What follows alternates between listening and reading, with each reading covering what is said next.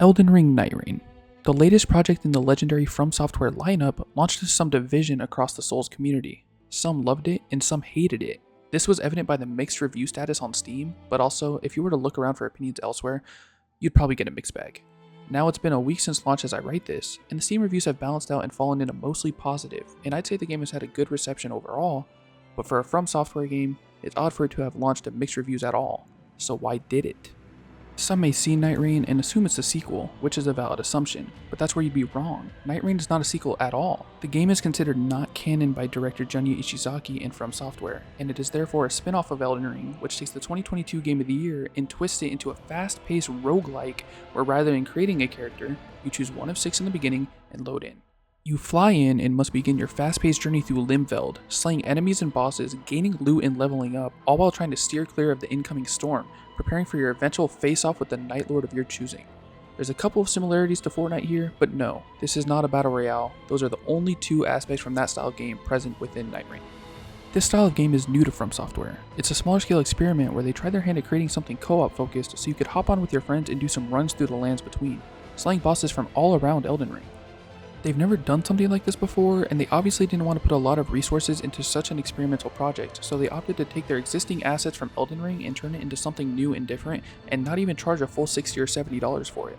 The Soulsborne series is my favorite game series of all time.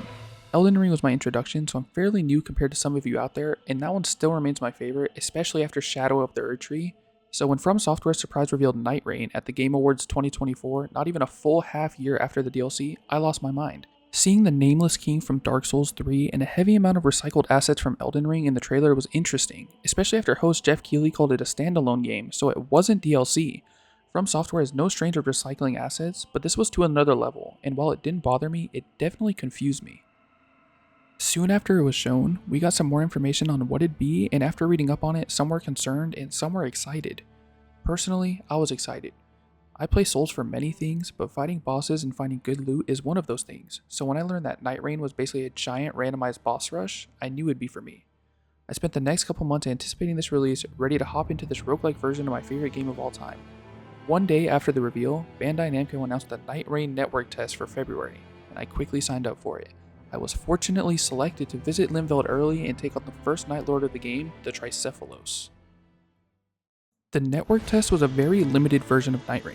There was no roguelike randomization aspects across the map at all, nor the field bosses you find all around Limveld. The only randomization present within the network test was loot, night bosses, and post-match relics. I played numerous runs within the test and fell in love.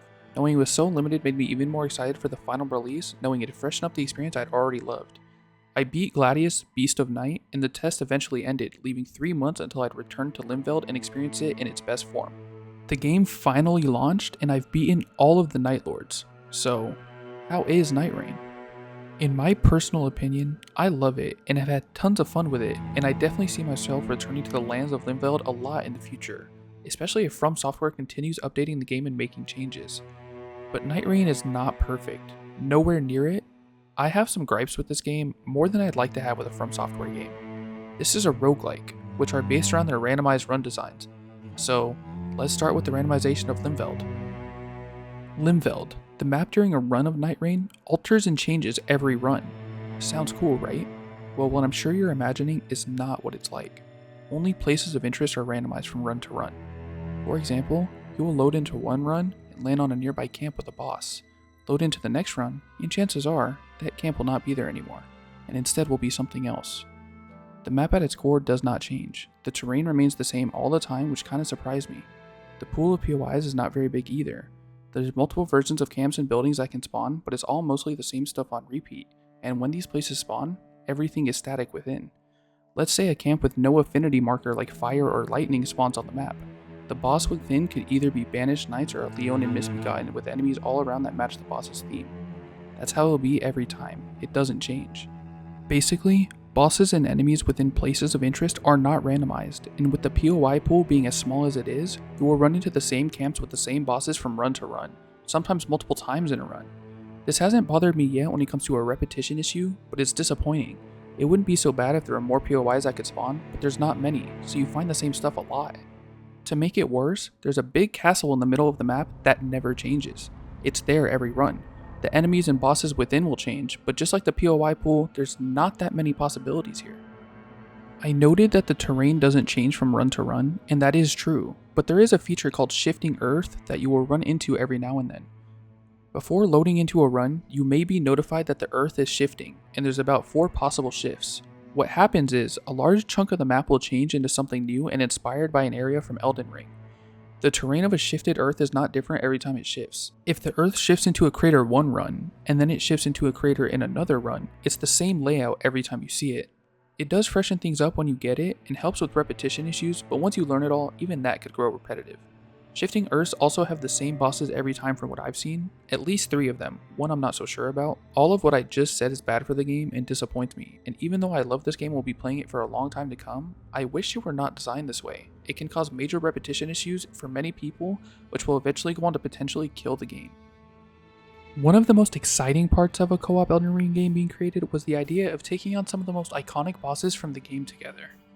Fighting bosses like Morgott, Godfrey, Malekith, Melania, and more with friends sounds like an absolute blast, especially when they're freshened up and given even more moves than they were in the original game. Sadly, the game fails here. This is something I genuinely don't understand. I can excuse many missteps with this game because, again, this is very experimental for FromSoft and it's very different, but this is basically inexcusable.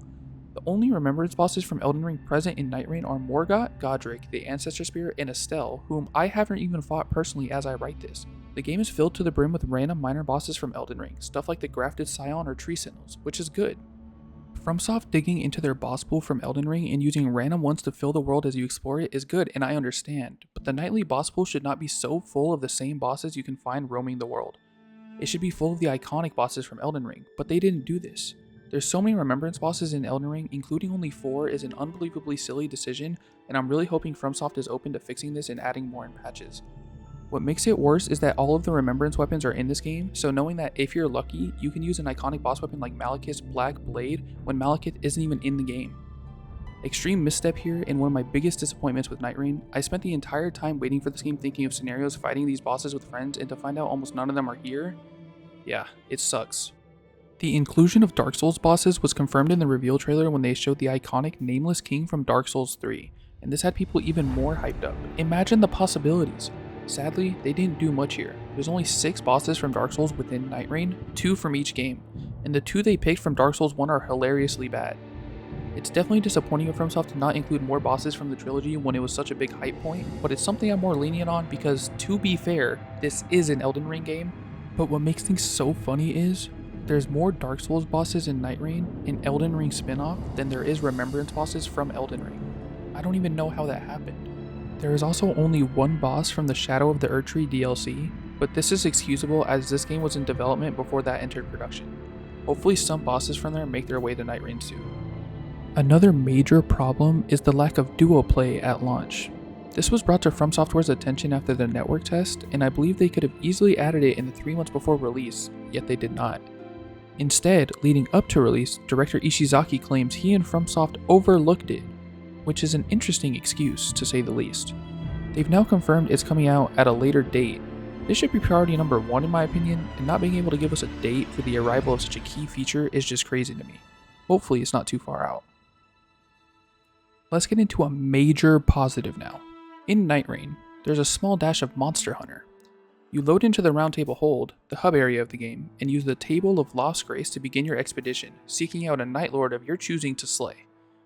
There's a total of 8 Night Lords, 7 of which will not be visible until you slay the first one, the Tricephalos. 7 of the 8 Night Lords, in my opinion, are great. There's only 1 I didn't like, and it's not even that bad, it's just not very good either. Every Night Lord is very cinematic and epic, and they are well designed boss fights. A fight against a Night Lord truly is the ultimate face-off between them and your team, and beating them is a challenge. If you choose to go solo, it'll definitely be challenging, but I believe all of the Night Lords are entirely beatable as a solo player, and I've done so myself on a couple of them. Speaking of the solo experience, this is another positive in Night Reign. I've definitely played more co-op than solo, but I've played a fair amount of solo and I believe it's well balanced and well done. You may have heard numerous complaints of solo being too hard and poorly balanced, and I disagree. Enemy AI is altered in solo so you don't get hounded by multiple at once, making it easier to take out a group of enemies or multi-bosses. Not only that, they are also scaled down for solo, so you'll deal more damage against all enemies and bosses, and it's a noticeable amount more, making things less stressful for you. There is also a purchasable item within solo called Wending Grace, which allows you to rise from defeat a single time. It's also a rare drop from bosses in both solos and trios. In a recent post-launch patch, From Software added an automatic revival upon defeat feature to solos, making it so if you fall to a Night Boss or the Night Lord, you get one more shot by default. Make it to the Night Lord without dying to a Night Boss and get a Wending Grace, you'll have 2 more lives to win. You are also able to hold multiple Wending Graces at once, so if you buy the one from a merchant and get the rare drop, and also keep your basic automatic revival, that's 3 extra lives. Solos is challenging, but it's well balanced and well designed. One of the weirder design choices within Nightreen is how boss randomization works in each run, mainly with the nightly bosses. Instead of the game having an overall boss pool that can be randomized in every run, the game has a set boss pool for each Night Lord. I say it's weird, but I think it's a pretty good concept for this game and makes every Night Lord expedition more unique as you may run into a specific boss you cannot find when hunting a different Night Lord. Sadly, this feature dies down in the later Night Lords. The first few Night Lords have almost entirely unique nightly boss pools, meaning there are bosses in one expedition you cannot find in another expedition. Eventually, the boss pools for later Night Lords reuse bosses from previous Night Lords, making them less unique when it comes to the journey to the Night Lord that you're hunting. For example, you may run into the Gaping Dragon from Dark Souls 1 as a night boss when hunting the Gaping Jaw, but you will not be able to find the Gaping Dragon when hunting the Tricephalos. Eventually, you'll start finding the Gaping Dragon in other Night Lord expeditions, making its appearance in the Gaping Jaw hunt less unique. I thought that maybe the final Night Lord boss pool would be full of remembrance bosses from Elden Ring, making the journey to the finale of Nightreen as hard as it could be by making you run into the original game's main bosses. Sadly, it's not like that. Just like the prior Night Lords, the possible nightly boss spawns contain bosses from the fields of Limveld. Sure, you may run into the occasional Morgott or Godric, but come on, we need more. One cool feature throughout an expedition in Nightreen though, is the possibility of a raid. In Nightreen, you can be on your journey through Limveld, slaying bosses and preparing for the Night Lord, but you may suddenly be raided by a handful of bosses. You could be suddenly raided by the Fell Omen, even if you're already in the middle of a boss. It's a super cool feature which catches you by surprise and forces you to adapt to the current situation. In later expeditions, you can even be raided by Night Lords going under their expedition names rather than their true Night Lord names. An example being Noster, Wisdom of Night, suddenly raiding you and stealing levels. Find him and he'll be under the name Sentient Pest, which is his name on the expedition menu in the roundtable. It may be a small detail, but I love this naming convention. It's super cool. This game, in roguelike fashion, is designed around playing run to run. You start an expedition, you win or lose, and then you start another one from scratch, going from nothing to everything yet again. It's super fun and I love its design, but there's also a mechanic that allows you to give each character permanent buffs that never go away unless you remove them yourself. Nightrain calls these items relics, and you gain randomized relics every run once you win or lose and return to the roundtable. This feature is good in concept, of course it is, but sadly Nightrain doesn't execute this mechanic in the best way. After each run, you'll get a handful of relics with randomized effects, and most of the effects you can get aren't very good. You'll also get a lot of relics with effects you already have. You can stack relic effects, buffing a certain aspect of your character to the max, but the system isn't that great. You'll continue to stack up relics the more you play, and eventually will reach a huge number of relics that you will likely never use, making the relic selection menu a nightmare to scroll through. You gain special relics from doing quest lines, and those are probably the only meaningful ones you'll end up using. Every random relic you gain has basic forgettable effects on characters, like upping your strength +2 or your endurance +1. Based on the prior Souls games, this sounds decent, but in this game, not so much. I hope FromSoft goes on to add more unique relic effects that aren't just character buffs, as the current system is pretty boring and your selection of relics won't matter much in the long run, unless you use the special relics I mentioned, and even those are kind of whatever. Before we get into the next thing, I'd like to mention this game's revival system. As a co-op game, you can get knocked down and brought back up by your teammates. In this game, there's a circle with 3 purple bars, each one fills every time you get knocked. If you get knocked once, 1 bar is full. Get knocked again, and the second one is full, and so on. To revive your fallen teammate, you must hit them with anything that can deal damage. Whether it be a sword or a spell, as long as it deals damage, you hit your teammate to revive them. The system works well when your teammate has 2 purple bars. The revival time is basically perfect in my opinion, but once they have 3 purple bars, it is an absolute nightmare to revive them, and takes so long that you may as well try to solo the boss yourself because you'll more than likely end up dead trying to revive them. Even when 2 of you are trying to revive them, it takes so long, especially if your weapons are on the slower side. I'm hoping From Software tweaks this system because it takes far too long to revive a teammate from 3 bars, and if someone does end up reaching 3 bars, you might as well say goodbye to the run, no matter how good it is. In Elden Ring, From Software added a quality of life feature where once you knock down a boss, aka staggering them, a glowing orange effect appears somewhere on their body, indicating that's where you can swing to trigger a critical hit and hit extra hard. NightReign adds a similar quality of life feature. If you've played Souls games, you know grab attacks are terrifying. The boss can grab you, whether it be impaling you with their spear, picking you up with their mouth, or slamming you on the ground, it does a punishing amount of damage. NightReign adds an indicator of an incoming grab attack, indicated by a flash of purple lightning around the enemy's hands or mouth, depending on what they grab you with. It cues a small sound effect as well. It's nothing big, but it's a nice quality of life feature, just like the critical hit indicator from Elden Ring. NightReign being so different from the previous Souls games means it lacks a lot of features from those games, and if you play this series for any of them, this may not be the game for you. Let's get into some of those features. Character creation is a big part of Souls games for some people. Creating your own character that's entirely unique, giving them a name, and creating your own lore for them and taking them to defeat old kings or cosmic entities is super cool to some, me included, and that's not present here. Instead, you play as one of 8 pre-made characters, the Nightfarers. 2 of them are unlockable while the remaining 6 are available off-rip. There's the Wilder, the Guardian, the Duchess, the Recluse, the Raider, the Iron Eye, the Executor, and the Revenant. I won't go into each of their playable styles here as it'd be a lot to cover, but there's something for everyone here.